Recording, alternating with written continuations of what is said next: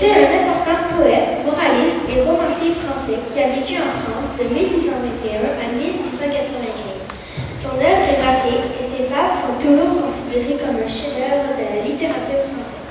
Afin de garder le rythme de la présentation, nous vous demandons d'applaudir seulement à la fin complètement au moment prévu. Merci. Le lièvre et la tortue. Rien ne sert de courir, il faut partir à temps. Le lièvre et la tortue en sont un bon témoignage. Gageons, vous n'atteindrez pas avant moi ce but. Parlons-vous, mais vous n'êtes pas sage. Il vous faudra gager quelques grains de fleurs sauvages.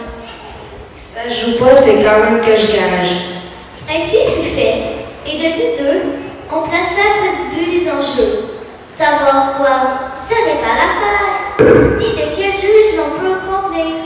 Notre lièvre n'avait que 4 pas à faire.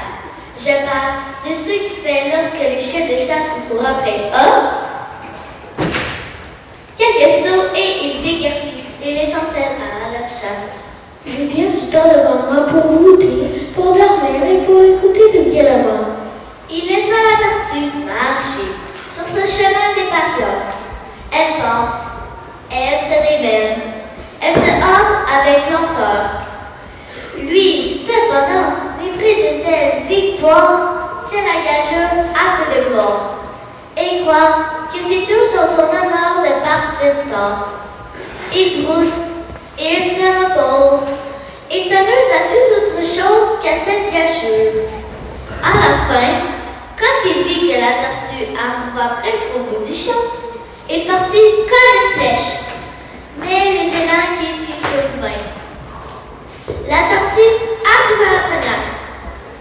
Eh bien, n'avais-je pas raison? De quoi vous savez votre vitesse? Moi, l'emporter, vous me pensez incapable? Et que serait-ce si vous partiez une maison?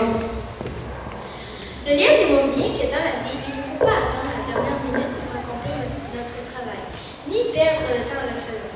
Ainsi, nous réussirons tout comme la tortue l'a si bien fait.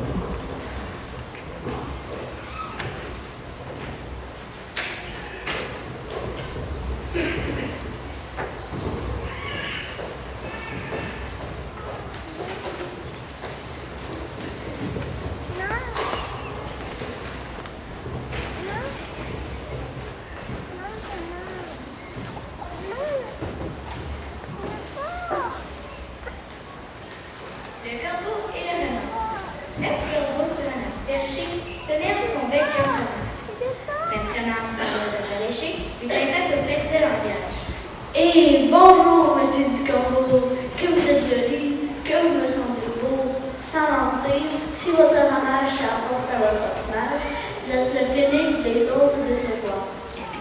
À ces mots, le corbeau ne se sent plus de joie. Et, pour montrer sa belle voix, il ouvre un large bec et laisse tomber sa croix. Le renard s'en saisit et dit: Mon bon monsieur, apprenez que tout flatteur plaît aux dépens de celui qui l'écoute. Cette leçon vous plaît un fromage. Le corbeau, honteux et confus, répondit: Même s'il est trop tard, je jure de ne plus jamais me faire prendre. La morale de cette fable est que dans la vie, il ne faut pas toujours croire tout ce que les gens nous disent. Il faut se servir de son jugement pour ne pas se faire prendre. Ainsi,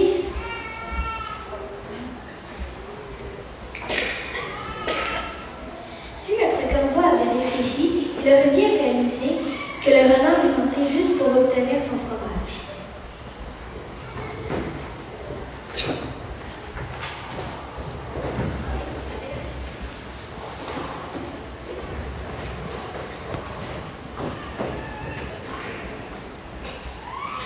La cigale et la photo.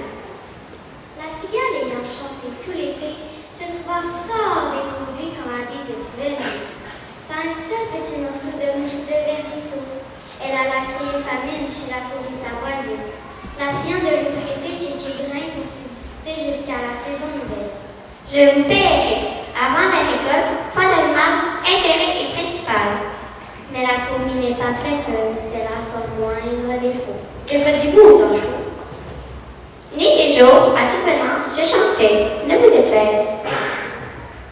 Vous chantiez? Je suis fort à l'aise. Eh bien, dansez maintenant.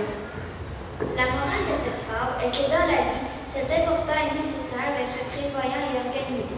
Nous devons toujours prendre